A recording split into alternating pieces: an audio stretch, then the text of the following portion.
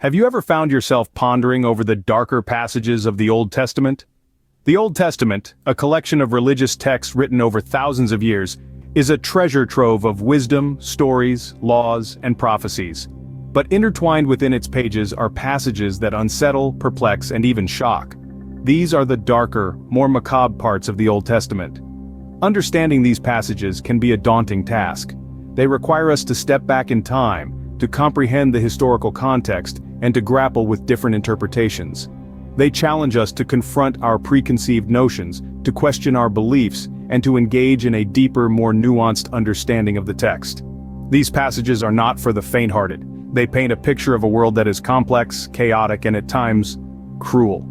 So, brace yourselves as we delve into the depths of some of the Old Testament's most puzzling and macabre passages. Let us begin our journey with the very first book of the Old Testament, Genesis. This ancient text, a cornerstone of biblical literature, is not without its share of shadows. Among the tales of creation, blessings, and divine covenant, there are stories that delve into the darker side of human nature and divine justice. Consider the story of Cain and Abel, the first recorded account of murder in human history. Cain, driven by jealousy, slays his brother Abel, marking the first instance of fratricide.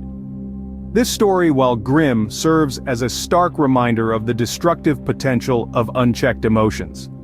Scholars have long debated the implications of this narrative. Some view it as a cautionary tale about envy and wrath, while others interpret it as a commentary on the human condition itself, highlighting the inherent conflict in human relationships.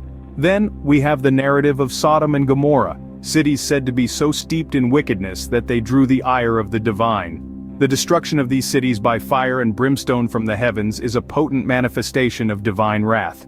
This event has been interpreted in various ways. Some see it as a demonstration of God's intolerance for immorality, while others view it as an allegorical tale, meant to instill fear and respect for divine authority. Genesis also introduces the concept of divine retribution with the Great Flood.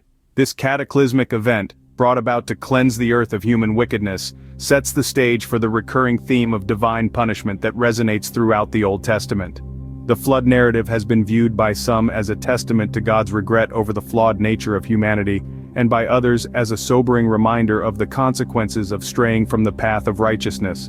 These darker passages in Genesis provide a stark contrast to its more hopeful messages, painting a complex picture of humanity's relationship with the divine. And thus, Genesis sets a precedent for the darker themes that will emerge throughout the Old Testament. Next, we venture into the realm of Exodus, where darkness lingers in unexpected corners. Exodus, the second book of the Old Testament, is a saga of liberation. It tells the tale of the Israelites' escape from Egyptian bondage, a narrative punctuated by divine intervention and momentous miracles. Yet this tale of freedom also harbors chilling episodes that cast long, somber shadows. The 10 plagues of Egypt are a prime example. In a bid to liberate the Israelites, God sends a series of devastating afflictions upon Egypt. Frogs, lice, boils, livestock disease, hail, locusts, darkness, and finally, the death of every firstborn Egyptian child. These plagues, while serving as divine tools of liberation, also wreak havoc and suffering on an unprecedented scale. It's important to examine these events in their historical context. The ancient world was a harsh, brutal place where life was often short and fraught with peril. The plagues, though horrifying to our modern sensibilities, were perhaps perceived differently by the people of the time, who were accustomed to a world where survival was never guaranteed. Then we come to the parting of the Red Sea, a miraculous event that leads to the destruction of Pharaoh's army. As the Israelites cross the seabed, the pursuing Egyptian soldiers are engulfed by the returning waters. The liberation of the Israelites comes at a great cost, the lives of countless Egyptian soldiers. This event, while hailed as a miraculous escape, also underscores a grim reality. Liberation often comes hand in hand with devastation. The book of Exodus has been interpreted in many ways throughout history. Some view these dark passages as literal historical events, while others see them as allegorical narratives designed to impart moral and spiritual lessons. It's clear that Exodus, while a story of liberation, also has its share of shadows and mysteries. Whether you view these passages as historical fact or allegorical fiction, the darker aspects of Exodus serve as a potent reminder of the complex, often paradoxical nature of human existence and the divine. As we delve into the Book of Judges, we encounter a stark and grim reality. This book, a part of the Old Testament, doesn't shy away from presenting the harsh truths of life during those times. It's not for the faint-hearted, as it unravels the dark, gruesome, and sometimes shocking events that transpired. Take, for instance, the chilling account of Sisera's death. Sisera, the commander of the Canaanite army, fled from the Israelites after a fierce battle and sought refuge in the tent of a woman named Jael. He asked for water, and she gave him milk. As he slept, Jael drove a tent peg through his temple, ending his life in an incredibly gruesome manner. Now this isn't your everyday bedtime story, is it? The incident raises several questions. Was Jael justified in her actions? What does this say about the moral codes of the time? Scholars have interpreted this event in various ways. Some argue that Jael was a heroine, saving Israel from its oppressors. Others, however, view her actions as treacherous and brutal.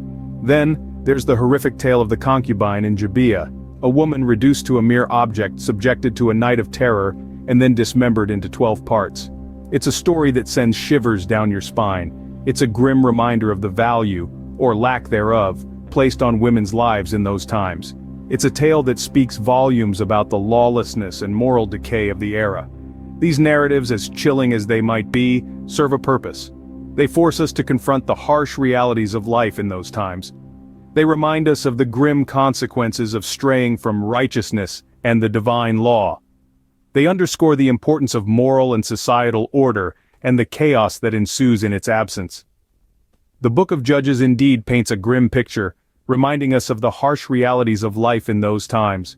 Finally, we arrive at the Books of Kings, where we uncover a dark underbelly of power and corruption. Beneath the royal robes and crown jewels of the monarchs, the Books of Kings reveal a stark reality of unchecked power and moral decay.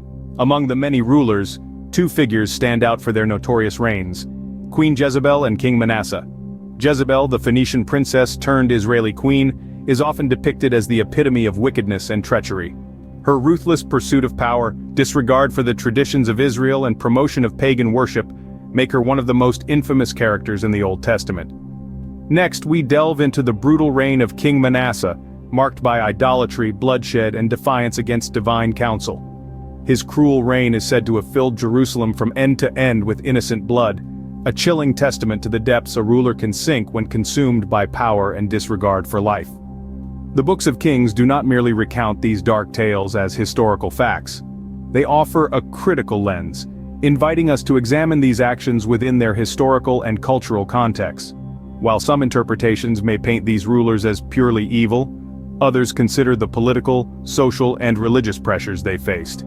For instance, Jezebel, despite her notorious reputation, was a woman exerting power in a society dominated by men.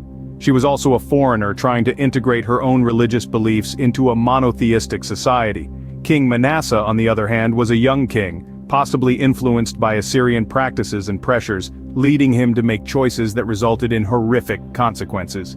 These interpretations do not justify their actions, but rather provide a nuanced understanding of these complex characters and their motivations. They remind us that power can corrupt, and unchecked authority can lead to horrific actions. The Books of Kings, therefore, offer a sobering look at the human capacity for evil, even in positions of great power. We've journeyed through the murkier waters of the Old Testament, uncovering darkness in the most unexpected places. From the enigmatic depth of Genesis to the shadowy narratives of Exodus, Judges, and Kings, we've explored the intricate tapestry of these ancient texts. Each passage, embedded with darkness, reveals a piece of the challenging narrative that shapes our understanding of humanity's complex history. In Genesis, we discovered darkness in the depths of creation. Exodus led us through the shadows of liberation and covenant. Judges revealed the grim reality of leadership and moral chaos, while Kings exposed the dark underbelly of power and corruption. However, it's crucial to remember the importance of historical context and varied interpretations in understanding these darker passages. They're not just macabre tales, but reflections of human nature and societal dynamics of the time. And so, even in the darkest corners, the Old Testament continues to illuminate our understanding of humanity's complex history and spiritual journey.